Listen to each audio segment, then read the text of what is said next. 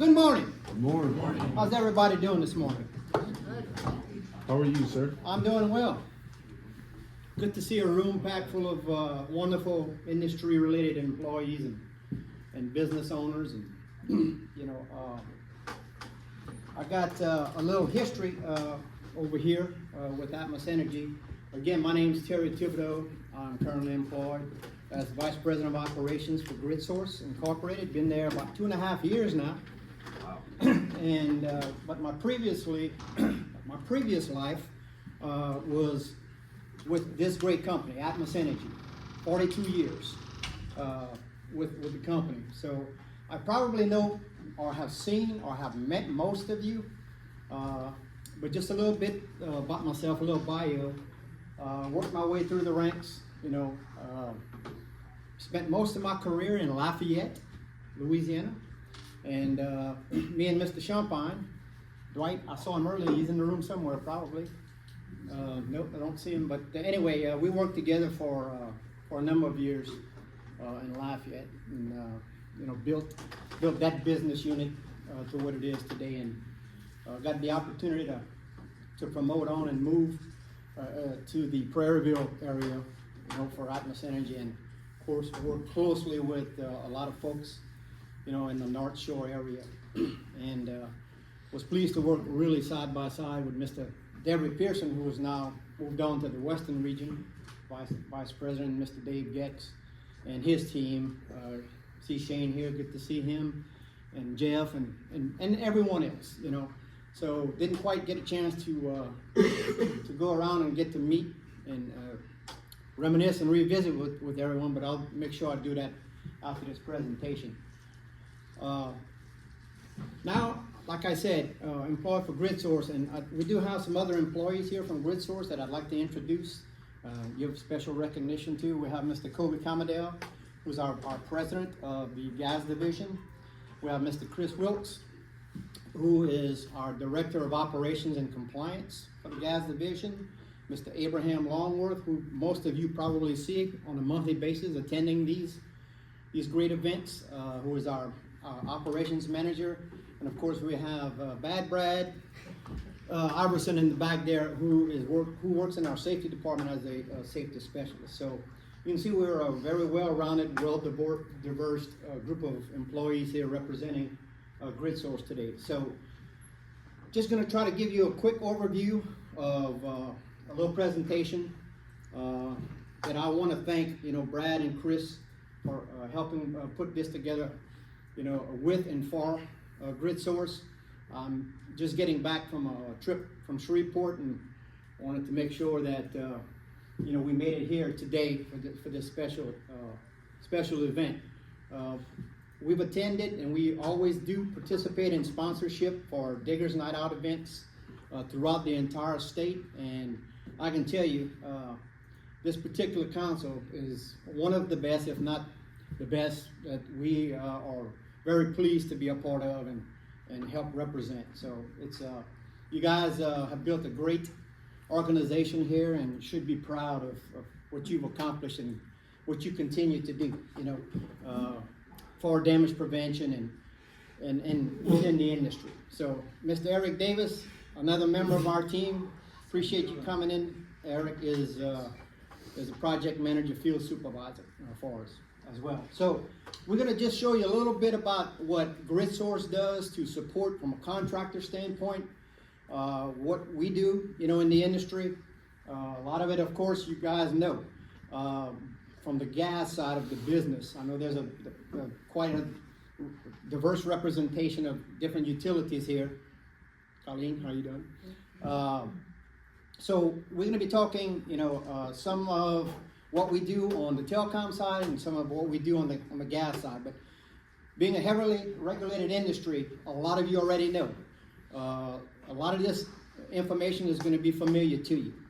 But we just wanted to let you know how well GridSource applies itself to our new hiring orientation, new employees, and what we expect our employees to do and follow suit moving forward as really well-trained, good, ethical mission and culture buying employees that we expect them to be, throughout their career with GridSource. So, with that being said, we'll go ahead and get it rolling right along. So, again, there's a little bit about GridSource.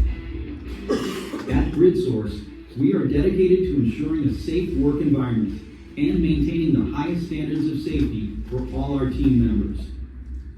Every day, our dedicated teams are out in the field, building and maintaining critical utility infrastructure.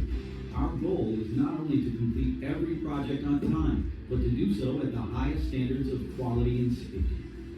Working in the construction industry is inherently hazardous. Our sites present a range of potential dangers, including working at heights, excavations, exposure to noise and dust, climbing ladders, exposure to energized lines, and operating power tools and heavy equipment, just to name a few. There's no question about it. To be safe, we have to be smart. That means recognizing the potential hazards on our sites, understanding the essential safety guidelines, and working together to follow these protocols.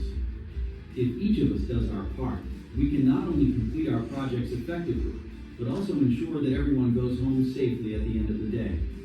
At GridSource, safety is our foundation, driving excellence in every project we undertake. All right, so you saw a lot of familiar pieces of different things that you are working with each and every day. And just a side note, sidebar conversation, that slick looking Vermeer unit, you saw a third member out there with no hard hat or PPE. He works for Vermeer, by the way. Which he got coached on, and moving forward, should not have been allowed to even step ground out there, but it was a photo op opportunity, and Abraham and his team do a great job of making sure that doesn't happen moving forward. A little history about GridSource. About 45 years ago, a gentleman by the name of Mr. Dusty Johnson had only one pickup truck, a shovel, and a vision. Through determination, hard work, and an unrivaled passion to see his vision into reality, Mr. Johnson has created what we all know today as GridSource Incorporated. Spanning the United States and crossing different industries, we at GridSource have never forgotten our humble beginnings. This man came from Georgia, basically with a wheelbarrow and a shovel before he had the pickup truck and another shovel, and then just started going from there. And 45 years ago, this guy, very humble man, very down-to-earth person, still to today, if he would walk through that door, you wouldn't think that he would be the multi-million-dollar owner of a Fortune 500 company. But great guy, very personable, and once you get to know him, he's a friend for life. And we really appreciate, adore, and love Mr. Johnson for what he's done for our company and for our employees. So this is the representation of the upcoming elections results. Oh, just kidding. You see a lot of red on there. I don't want to get politically motivated and involved because we'd be here all day. However, GridSource is dominant with a lot of work operations throughout the continental United States. You see just a few areas of black. We were in Tennessee at one time, finished the contract there, probably reestablishing some work in the future, and we want to see this dominant red eventually. So there are contracts, or there are negotiations that are ongoing, predominantly on the telecom side of the business. The gas side of the business is really ramping up and catching up, so we're very proud of all that we're doing. There's a little bit about the telecom side. I'm not going to read it. You just look at it in verbatim, but we do quite a bit, and it's a really strong, part of our business, and it continues to grow as well. The gas side of the business and energy services, which predominantly the employees that I introduced in this room, GridSource, are a part of, and that list continues to grow as we continue to evolve educate, train, and get employees, hired on to do some of these specialty items. So, really proud of the capabilities we have and what we do. And for those of you who are looking for a good quality go-to contractor, see me after the meeting. I got business cards, and we can talk. All right, damage prevention. We want to talk, like I said, a little bit about education, training, compliance, safety, and what do we do with our employees to get them on board to understand fully of what damage prevention is all about. So what is the primary goal of damage prevention training? Well, the answer is to strengthen the grid source damage prevention program. We want to make sure they get the proper education, training, and awareness. This is nothing new to a lot of you. You have a program, okay, a mandatory program that you have to meet certain OQ qualifications, right, through ISN, EWN, or whatever consortium that you use. So a lot of this messaging, most of you have probably seen already, but we just really want to emphasize how and why GridSource is on top of their game, first class. So as a new hire, we have them go through an orientation, okay? And it's a plethora of different types of trainings. Now, every new hire, regardless if you don't know how to spell natural gas, or if you've been in the industry for 20 years and you're coming on board with this, you're going through this training, okay? This really gives us the big scope and scheme of the big picture of what we want our employees to represent and how we want them to be represented. So they go through code of conduct training, hazard recognitions, excavation, trenching, and shoring, ladder safety. Really emphasize them going through the Louisiana one called 811 training module, which is a free training program that probably a lot of you have participated in and have seen. This is all mandatory stuff. There's no diversions for it. This is what you got to go through. Driver qualification. We do mandatory weekly safety meetings, competent person training. So everything you see here is just a snippet of what's required from a new hire and the orientation that we ask them to go through. And it continues on, they do the rest of these things. Of course, they're all important. KSA trainings, PPE issuance, teach them what the meaning of each item is for. You'd be surprised. Some of these guys, what is PPE? Of course, I know Abraham has a pretty stringent hiring process that he goes through, and that's one of the questions that we ask him, and you'd be surprised, probably 80% don't know what PPE is, but they sure get it once they get on board. So we got a very good OQ program, and Mr. Wilkes has really been a very integral part of developing, and Chris continues to do so, even though he has a new title and role. We wear many hats. We're very proud of what we do. Our welders, we do Appendix B, C, 1104. We've got some very good welders, some of the best in the business, and they have to meet a mark of excellence in what they do. It's a really, really, pretty much a dying trade.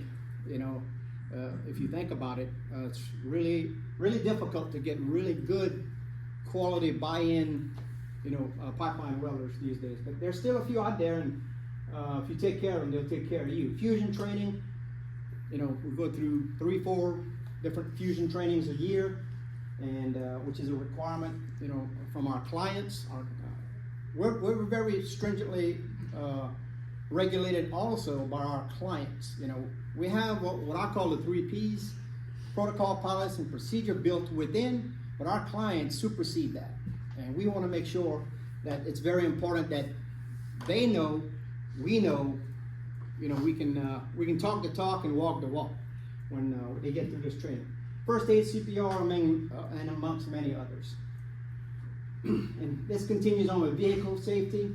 And all of this is very important, believe it or not, to be successful in your damage prevention program. If you've got a competent employee, then you've got a safe employee. okay? You've got an efficient employee. You've got a productive employee. So we make sure we understand that they need to be operating 100% of the time in a safe, efficient, and productive manner. So, I'll let you read these on your own. You recognize all of this. But it's all very important, to the success of our business and within our industry. This is all the PPE that they handed out, and then probably then some more. These are just the basic things. So prevention, the tools. Resource has a lot of tools to help preventing damages during excavation and trenching activities. Of course, we educate and train them. We make sure they understand how important it is, to avoid second-party damages. And what are the consequences when, a second-party damage occurs? We certainly know. Fortunately, our track record is pretty good. We're very proud of it. It's what we thrive to do. Of course, zero is always the goal. One call, we talk about one call, a lot. These guys hear it. What is one call? A lot of them have heard of 811, but most of them have heard of 911, and every other 11. But 811, is what we want them to be proficient with. Then, of course, we got field documentation and inspections that are very important to the scope of the job, the safety of the job. There's checklists, and these things are analyzed, audited, and provided feedback and coaching and feedback information so that we can cross-reference what's going on in the field versus what we know administratively is happening each and every day. I can promise you, I don't get out in the field as often as I used to, but I can tell you what each and every one of our crews are doing each and every day. Because Abraham is not afraid to make a phone call for the right reasons. So we appreciate that with you and your team. We talk a lot about equipment. We teach them the basics of locating, hydrovacing, shoring, and of course PPE. And site visits and inspections are very important. Our employees, our company is a big family that works and networks together with the Atmos, administrative and inspection portion of the projects that go on out there, and also the third-party inspectors that are out there, making sure that we're crossing all our T's, dotting all our I's. It's one really good team, and we've got to make sure that we're doing the right things for the right reasons all the right times. Again, one call, we let them know what one call is all about. You guys know this. It's really that simple, and all the information you need is online, various websites throughout the states, but Louisiana state specific is what we're going to be talking about. Again, like I mentioned, hitting underground utilities while digging can cause, some really downtime. Can cause dollars. Can cause, unfortunately, injuries or even death. And everyone thinks that it happens to everybody else. It's not going to happen to me. It's not going to happen to us. But that's what those guys that unfortunately experience some of this go through. And we don't want to be on that statistic. We want to make sure that our employees are making the calls, requesting the right information, and waiting the appropriate time according to the Louisiana dig laws before they begin excavation. Color code, uniform, everybody knows this. They know it too. We give them a copy of that. Marking facilities, you can either apply paint, flags, signs, other indicators. We all know about this, but we make sure that they are always successful, regardless of the circumstance and situation out there. There's more than one opportunity for success. When you're going to be marking facilities and locating lines, right, Kevin? And of course, call somebody. Okay, if you think it's wrong, guess what? It's wrong. So you're ahead of the game that way. always call somebody. And I guarantee you, the great damage prevention specialists, I know for sure that Atmos has, and CenterPoint, our two major clients. These guys, if their phone's not ringing and they're not assisting you, then I think they're disappointed. They like to hear from you. They want to make sure. They're very proactive. So remain proactive with them. Form that team, form that bond. I can guarantee you these guys will answer their phones and support you. Okay. Here's everything that you must do responsibly, when you do locate lines and facilities. And the bottom section is very important. Do accurate marks to locate facility by means of potholing, probing, or hand excavating at intervals along each facility. Very frequently. Make sure you determine that facility's location and direction. You're 100%. Okay, now if we talk about it, if you're not 100%, job's not complete. You got to make sure of that. And that's another thing that Kobe and I have instilled in our operational teams is we've done the job, it's been inspected, it's been completed, but the job is not completed until it is invoiced, billed, and paid. That's a little extra that we throw in. Make sure. So get the job done in a timely, safe, efficient, and productive manner. We talk about tolerance zones. Everybody knows what tolerance zone is. What's the tolerance zone for Louisiana state law? 18 inches, okay? Pothole, probe, hand excavate. Make sure you're not digging in that tolerance zone with mechanized equipment, okay? One of our recent second-party damages, and that's one thing about both Atmos and CenterPoint. When one occurs, you go through a process of reporting and remediating. Okay, it could be disqualification of an employee, for a 2-week period, and then they retrain, get back in the groove, get back online. Of course, if it's a repetitive offense, we deal with that internally. We do reprimands, and of course, it involves up to and including separation or termination. Just depends on what the severity of it is. But we take it very seriously. We don't just turn our head to it. We mitigate and remediate proactively. We talked about some of this equipment to ensure damage prevention, and to make sure it doesn't occur. We utilize all of these methods. We got some of the best locating equipment. We got Vactron units, hand tools, ladders, shoring, very important to meet all of the federal OSHA standards and guidelines, so that they can drive up at any time. You may not even know them. You may not even see them.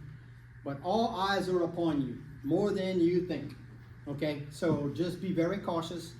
Don't shortcut anything. Like I said, just make sure you're doing everything right at all times. We have compliance inspections to ensure that we're following all rules, regulations, and policies and procedures and protocol, like I said. Our safety department does a great job making inspections. Our field leadership teams are doing those on occasions. Site visits can be done by anybody, okay? And when that occurs, make sure you know that they have got to introduce themselves, okay? And state the entity that they're working for, why they're there, so forth and so on. They gotta have the credentials, or else whatever they're out there for don't exist. It's irrelevant. There should be no aha gotcha moments, okay? We're all in this together to be productive so that we can put bread and butter on each of our tables and continue to do that in a safe manner at all times. Everybody ever seen this guy? I may not be a smart man, but I have stop work authority. Old Forrest. That was a good move. So, stop work authority. Make sure you understand and know what stop work authority is. Everyone in this room has stop work authority approval. Okay? Now, it's got to be for the right reasons, and here are some of them. Okay? This will help you mitigate any damages. Anything that you may have a concern about moving forward with your project. So, understand what the stop work authority is, and you are responsible for your and your co-workers' safety. We talk about barricades and fencing. You guys know all about that. make sure you got the proper barricades and fencing. And again, just keep in mind, this is what we run our new employees through for several months before they even set, ground in the field where they get their OJT and do their operator qualifications. So, you know about the minimum 36 inches in vertical height, it can't be this, it can be that or greater, but preferably, what the fencing, the barricading, the channelization looks like. We talk about small excavations should have a minimum buffer zone of 24 inches if possible, and large excavations a minimum buffer of 48 inches if possible. So we talk about long-term excavation and open excavation or trench covers. This also is a really good explanation of what that's all about. Open excavation or trench covers, want to make sure that you guys know 3/4 inch minimum. Plywood in good sound condition could be used to cover excavations and in high traffic volume areas and walkways and sidewalks, as well as steel plates. We should all have them. We should all have access to them. If you don't have them, the plates I'm talking about specifically, those are really, really highly recommended. They are made available to be rented if you need to know. Spall piles, we know about spall piles being 2 foot away from the excavation hole at a minimum. That's an additive opportunity to avoid damages, cave-ins, loss of life, injuries, so forth and so on. I have seen this occur before where it's not a really pretty situation. Fortunately, it's just been injuries, but you see the videos of some severe cave-ins where loss of life, has occurred. So can't block drainage ditches, so forth and so on. Especially, we've been experiencing a high volume of rain lately. That's where you're most susceptible, to this happening. So with that, my time is up. I tried to breeze through it, Mr. Gix, as meaningfully and as quickly as possible. We want to thank all of you, the Northshore Utility Coordinating Council, for having myself and GridSource representation here. Anytime you guys need, don't hesitate to call. And remember, we're all one big family, okay? And let's team up together to make us all successful moving forward. Thank you all very much. Appreciate it.